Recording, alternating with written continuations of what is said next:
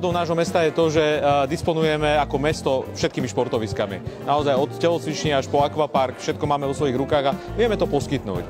Zároveň toto podujatie čerpá aj z veľkej chuti našich mladých ľudí, ktorí sa bez váhania zapájajú do dobrovoľníckej činnosti. Aj opätovne majú dobrú spätnú väzbu od kolegov z laňajšieho roka. Takže tento rok, keď sme vyhlásili výzvu, že kto by mal záujem pomáhať na takomto podujatí, tak ten záujem naozaj prekročil vôbec tú potrebu a sme veľmi radi, že desiatky mladých ľudí sa taktiež z nášho mesta podieľajú na príprave a na samotnom priebehu celého podujatia.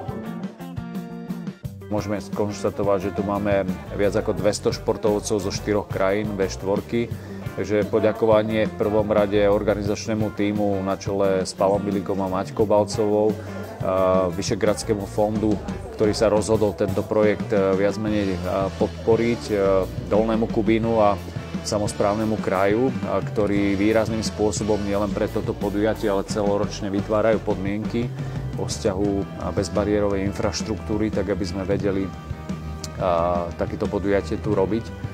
A náš cieľ je priniesť na Slovensko väčšie podujatie, ktoré by sme možno chceli v 2027-2029, a to sú Európske hry mládeže, zdravotne znevýhodnenej, organizovať na Slovensku. Ja som uvažovala nad tým aj, že ako teda tie deti viesť k športu. Naozaj, keď nebudeme mať vytvorené podmienky, že nebudeme mať vytvorené športoviska, do ktorých sa tieto deti môžu dostať, tak jednoducho ten záujem o šport je veľmi ohrozený. V každom prípade si ale myslím, že veľakrát závisí aj od možností a nastavenia v rodinách, aká je podpora zo strany štátu, aby tieto deti mohli športovať, či už v nejakých krúžkoch, alebo ako svoje hobby. Chcem sa záverom poďakovať všetkým, ktorí participovali na zorganizovaní tohto podujatia, predovšetkým hlavnému mestu tohto podujatia Dolnému Kubínu, potom samozrejme všetkým organizátorom, dobrovoľníkom, rozhodcom a samozrejme našim partnerom, bez ktorých by toto podujatie nebolo možné zorganizovať.